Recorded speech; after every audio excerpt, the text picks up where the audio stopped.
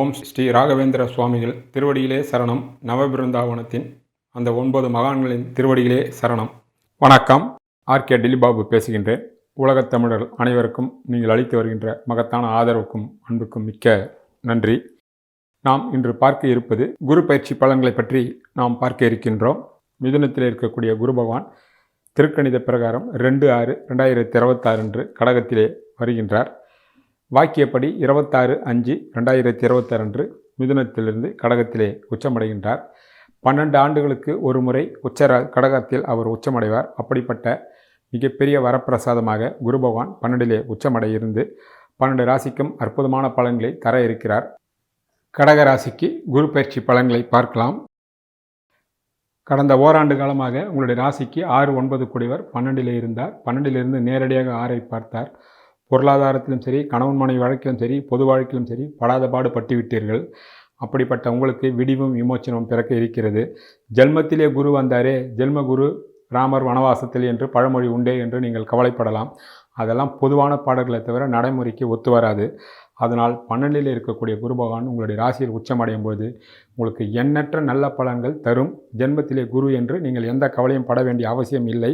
காரணம், அவர் உங்களுடைய ராசிக்கு 6 கூடியவர் என்பதை விட 9 கூடியவர் ராசியில் இருப்பதனால் ராசி புனிதம் அடைகிறது. அது உச்ச குரு என்பதனால் சகல விதமான உச்ச பலன்களும் நிச்சயமாக உங்களை வரும்.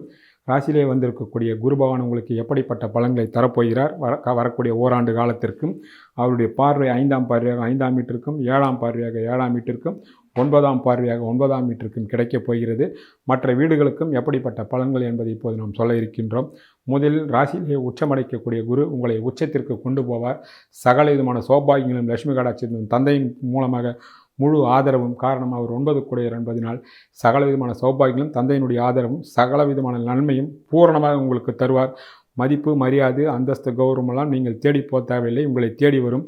கடந்த காலத்தில் யாரெல்லாம் உங்களை உதாசீனப்படுத்தினார்கள், அலட்சியப்படுத்தினார்கள், நேராக வந்தால் கூட கண்டும் காணாமல் போகின்றார்கள், ஃபோன் செய்தார்கள், ஃபோனை எடுக்காமலும், ஃபோன் செய்தாலும் டக்குன்னு கட் பண்ணுவதும், என்னென்ன வகையிலெல்லாம் நீங்கள் அசிங்கம் அவமானம் பட்டீர்களோ அதற்கெல்லாம் விடிவும் விமோச்சனம் வர இருக்கிறது என்பது கடக லக்னக்காரர்களுக்கும் பொருந்தும், கடக ராசிக்காரர்களுக்கும் பொருந்தும். அப்படிப்பட்ட உயர்ந்த கௌரவத்தையும் அந்தஸ்தையும் மதிப்பும் மரியாதையும் தெய்வ கடாட்சத்தையும் ராசியிலே உச்சமடையக்கூடிய குரு பகவான் உங்களுக்கு தர இருக்கிறார். அவர் 9 கூடியவர் என்பதால் தந்தையாலும், தந்தை உறவுகளாலும், தந்தை சொத்தாலும் மிகப்பெரிய யோக பாக்கியங்களும் உண்டு என்பது தெளிவு. அதே வேளையில் 6 கூடியவர் உங்களுடைய ராசியிலே இருப்பதினால் போட்டி, பொறாமை, வம்பு, வழக்கு, நேரடி எதிர்ப்பு, மறைமுகமான எதிர்ப்பு, கடன் தொல்லை, உடல் நலிவு என்று எல்லாம் இருக்கின்ற இடம் தெரியாமல் போகும். கடனை இருந்தாலும் அந்த கடனை அடையக்கூடிய வாய்ப்புகளும் வசதிகளும் நிச்சயமாக பெருகும் என்பதை நீங்கள் நிச்சயமாக நம்பலாம். ஜென்மத்திலே குரு வந்து விட்டாரே என்று பொது பாடலை வைத்து நீங்கள் கஷ்டப்பட வேண்டிய அவசியம் இல்லை என்பது நிஜமான ஜோதிடம் என்பது ஜோதிடம் தெரிந்தவர்களுக்கு அத்தனை பேருக்கும் தெரியும் என்பதே அடிப்படை விஷயமாகும். ஆக ஜென்ம குரு உங்களுக்கு பலவிதமான ஏற்றங்களும் முன்னேற்றங்களும் உங்களுடைய புகழை ஈடுபட்டிருக்கின்ற துறைக்கேற்றார் போல் உங்களுடைய புகழ் ஊர் அளவிலோ, மாவட்ட அளவிலோ, நாடு அளவிலோ, இல்லது இந்திய அளவிலோ, ஒரு சிலருக்கு உலக அளவிலே கூட வரக்கூடிய பிரகாசமான ஜாதகருக்கும் சாதகமான தசாபுத்தி நடப்பவர்களுக்கும் கடககுரு மிகப்பெரிய புகழையும் தரப்போகிறார் என்பதே அடிப்படை விஷயமாகும். ஆக ஜென்மத்திலே வந்திருக்கக்கூடிய குரு சகல விதமான நன்மைகள் உங்களுக்கு தரப்போகிறார் என்பதை நிச்சயமாக நீங்கள் எதிர்பார்க்கலாம் என்பதே அடிப்படை விஷயமாகும். அடுத்தபடியாக அவருடைய பார்வையால் எப்படிப்பட்ட பலன்களாம் நடக்கப் போகிறது என்பதை நாம் இப்பொழுது பார்க்கலாம். அவருடைய 5ஆம் பார்வை 5ஆம் வீட்டிற்கு கிடைக்கின்றது. செவ்வாயினுடைய அவருடைய மிக நெருங்கிய நண்பர் வீட்டிற்கு 5க்கு அவர் 2-5 கூடியவராகி 5ஆம் வீட்டிற்கு அவர் கடந்த காலத்திலே 8 இருந்ததால் பிள்ளைகள் வகையில் சங்கடங்கள், பிள்ளைகள் வகையில் கஷ்டங்கள், வட்டி பிரச்சனை, விரோதம், பிள்ளைகளால் தொல்லை, விரோதம் அல்லது வைத்திய செலவு, பிள்ளைகளுக்கு நடக்க வேண்டிய நற்காரியங்களெல்லாம் ஆகவில்லை என்ற கவலை, எண்ணற்ற கவலைகளெல்லாம் இனி வரக்கூடிய குரு பயிற்சிக்கு பிறகு மொத்த கவலையும் சூரியனை கண்ட பனி போல் விலகிவிடும். 5ஆம் வீட்டை பார்ப்பதனால் உங்களுடைய கனவுகள், ஆசைகள், திட்டங்கள் சகல விதமான நன்மைகளும் ஏற்படும். 5ஆம் வீட்டை பார்ப்பதால் திருமணமாகிய குழந்தை பாக்கியம் இல்லாதவர்களுக்கு அற்புதமான முறையிலே குழந்தை பாக்கியம் உண்டாகும். குழந்தை இருப்பவர்களுக்கு வயதிற்கேற்ற வளர்ச்சி, இளையவர்களாக இருந்தால் படிப்பு, வாலிப வயதிலாக இருந்தால் கல்வியில் மிகப்பெரிய தேர்ச்சி, பொருளாதார வளர்ச்சி, அதாவது நல்ல வேலை, திருமணம், குழந்தை இல்லாதவர்களுக்கு முதலில் சொன்னது போல குழந்ை பாக்கியம் என்று சகல விதமான சௌபாகியங்கள் நடக்கும். பொருளாதார வளர்ச்சி, திடீர் அதிர்ஷ்டம், எல்லா விதமான ஆசைகளும், கனவுகளும், திட்டங்களும் நிறைவேறும். காரணம், அந்த வீட்டிற்கும் அவர் 2-5 கூடியவர் என்பதால் பிள்ளைகளுக்கு நல்ல வேலை கிடைத்து மிகப்பெரிய வருமானம் அல்லது தொழில் செய்கின்றவர்கள் தொழில் கொடி கட்டி பறக்கக்கூடிய வாய்ப்பு, இளையவர்களாக இருந்தால் அவர்கள் ஈடுபட்டிருக்கின்ற துறையில் சாதனை என்று எல்லா விதமான நன்மைகளும் அவருடைய குருவினுடைய பார்வையால் 5ஆம் வீட்டிற்கு பூரணமாக கிடைக்கும் என்பதை நிச்சயமாக நீங்கள் எதிர்பார்க்கலாம். 12 ஆண்டுகளுக்கு ஒரு முறை குறிஞ்சி மலர் என்று சொல்வார்கள், 12 ஆண்டுகளுக்கு ஒரு முறை பூக்கும் என்று. அதுபோல் குரு பகவான் மீண்டும் இங்கே கடகத்தில் உச்சமாவதற்கு 12 ஆண்டுகள் காத்திருக்க வேண்டும். அப்படிப்பட்ட வாய்ப்பு தான் இப்பொழுது உங்களுக்கு வந்திருக்கிறது. அவருடைய சுப பார்வை 5ஆம் வீட்டிற்கு கிடைப்பதால் அத்தனையும் 5ஆம் வீட்டின் மூலமாக சுபமான நிகழ்ச்சிகளே கட்டாயம் நடக்கும். நீண்ட நாட்களாக குழந்தை இல்லாதவர்களுக்கும், அதுவும் குறிப்பாக ஆண் குழந்தைகள் வேண்டுபவர்களுக்கு அற்புதமான முறையிலே சத்புத்திரன், நல்ல புத்திரன் கட்டாயம் பிறப்பான் என்பதே ஆணுக்கும் பெண்ணுக்கும் பொருந்தக்கூடிய விஷயங்களாகும். அடுத்தபடியாக அவருடைய ராசி, அவருடைய பார்வை 7ஆம் வீட்டிற்கு கிடைக்கிறது. 7ஆம் வீட்டு அதிபதியான சனிக்கும் கிடைக்கிறது 9ஆம் பார்வையாக. 7ஆம் வீட்டிற்கு அவர் 12-3 கூடியவர். 7ஆம் வீட்டை முதலில் குரு பகவான் பார்ப்பதனால் கணவன் மனைவிக்குள் ஒற்றுமை மேலோங்கும். அந்த வீட்டிற்கு 12 கூடியவர் என்பதால் தற்காலிகமாக குடும்பத்தை விட்டு வேலைக்காகவோ தொழிலுக்காகவோ அடிக்கடி குடும்பத்தை விட்டு போகக்கூடிய வாய்ப்புகள் உண்டாகும். சுப விரயங்களாகும். அது சுப விரயங்கள், நகை நட்டு வாங்குவது, வீடு வண்டி வாங்குவது, வாகனங்கள் வாங்குவது, அல்லது இன்ப சுற்றுலா செல்வது, ஆன்மீக சுற்றுலா செல்வது போன்ற சுப விரயங்கள் கட்டாயமாகும்.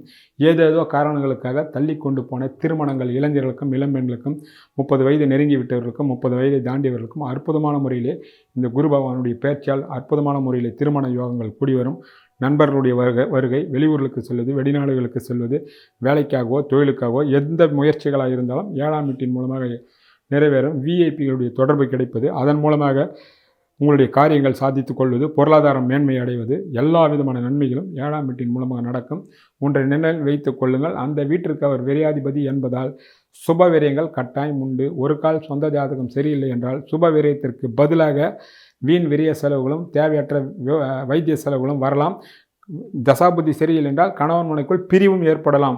உச்சகுரு என்று ஆயிற்றே என்று பகல் கற்பனையில் இருக்காதீர்கள். சொந்த ஜாதகத்தில் சரியில்லை என்றால் 7ஆம் வீட்டிற்கு விரையாதிபதி என்றால் விரயத்தையும், அதாவது பிரிவினையும் கொடுத்து விடுவார் என்பதையும் கவனத்தில் கொள்க.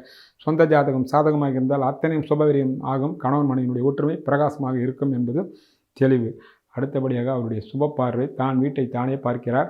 அங்கே 7-8 கூடிய சனி பகவானையும் பார்க்கிறார். அஷ்டம சனியிலிருந்து நீங்கள் மீண்டு விட்டீர்கள். அதனுடைய பலனை பல கடகராசியை அனுபவிக்கவில்லை. இப்போது குரு பார்வையை 9இல் இருக்கக்கூடிய சனி பகவான் பார்வை செய்கிறார். அதன் மூலமாக 9ஆம் வீடு என்பதே லட்சுமி கடாட்சம். அதற்குண்டானவரே அதற்கு 5இல் உச்சமடைந்து 9ஆம் வீட்டை பார்ப்பதனால் சகல விதமான சௌபாகியங்களும் 9ஆம் வீட்டின் மூலமாக வரும். முதலில் தந்தையினுடைய செல்வாக்கின் மூலமாகவோ, தந்தையினுடைய ஆசீர்வாதத்தின் மூலமாகவோ, பிதர்ராஜ்ய சொத்துக்கள் மூலமாக உங்களுக்கு பணம் வரும், சொத்துக்கள் வரும், தெய்வ கடாட்சம் வரும், மகானுடைய ஆசீர்வாதம், குலதெய்வத்தினுடைய எண்ணிய எண்ணங்கள் ஈடேறுவது, சகல விதமான சௌபாகியங்களும் அவரவர் வயதிற்கும் ஈடுபட்டிருக்கின்ற துறைக்கும் சொந்த ஜாதகத்தினுடைய தசாபுத்தியின் அடிப்படையில் நடக்கும். நிச்சயமாக 9ஆம் வீட்டை பார்க்கக்கூடிய குரு பகவான் ஏதோ ஒரு வகையில் உங்களுக்கு நிச்சயமாக உங்கள் கனவுகளும் ஆசைகளையும் திட்டங்களையும் நிறைவேற்ற வைப்பார் என்பதை நிச்சயமாக நீங்கள் நம்பலாம். குறிப்பாக கணவன் வகையிலும் மனைவி வகையிலும் ஒரு சில அதிர்ஷ்டங்களை உங்களை தழுவிக்கொள்ளும். காரணம் 7ஆம் வீட்டு அதிபதியான சனி பகவானை குரு பகவான் பார்வை செய்வதனால் பெரிய அளவிலே கணவன் வகையிலோ மனைவி வகையிலோ அதிர்ஷ்டங்கள் வருவதற்கு கூடுதலான வாய்ப்புகள் உள்ளது என்பதும் நினைவில் கொள்க. ஜென்மத்திலே வந்திருக்கக்கூடிய குரு பகவான் அவருடைய ஸ்தான பலம் 1இலே இருக்கக்கூடிய பலனும் அவர்களுடைய பார்வையின் மூலமாக ஏற்படக்கூடிய பலனும் மிக மிக அற்புதமாக இருக்கும். எந்த வகையும் கவலையும் இல்லை என்பதை நீங்கள் நிச்சயமாக எதிர்பார்க்கலாம்.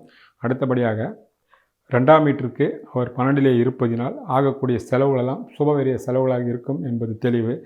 3ஆம் வீட்டிற்கு அவர் லாபத்தில் இருப்பதினால் உங்கள் தைரியமும் வீரியமும் அற்புதமாக இருக்கும். எடுத்த காரியங்கள் முடிக்கக்கூடிய முயற்சிகள் உங்களுக்கு கை கொடுக்கும். இளைய சகோதரர்கள் மூலமாக பலவிதமான நன்மைகள் ஏற்படும். காரணம் 3ஆம் வீட்டிற்கு அவர் 11இலே சஞ்சாரம் செய்கின்றார்.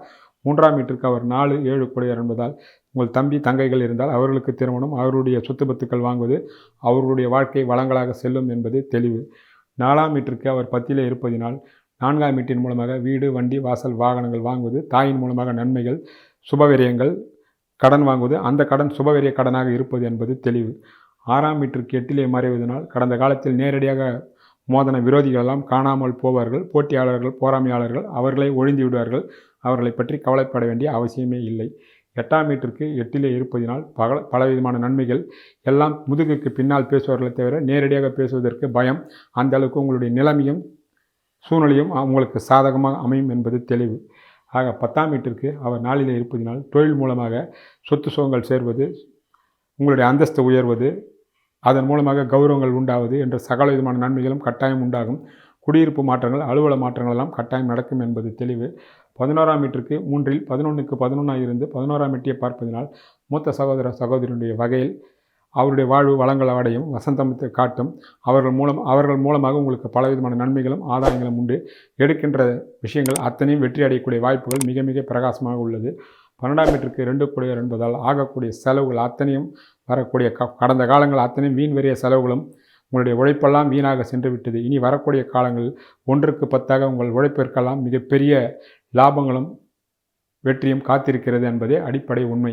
ஆக கடகராசிக்கு ஜென்மத்திலே குரு வந்துவிட்டார் என்பதை மறந்துவிட்டு ராசியிலே குரு பகவான் 9 கூடியவர் உச்சமடைந்து இருக்கிறார். மிகப்பெரிய யோகத்தையும் அதிர்ஷ்டத்தையும் மதிப்பு மரியாதையும் தரப்போகிறார் என்பதே அடிப்படை விஷயம்.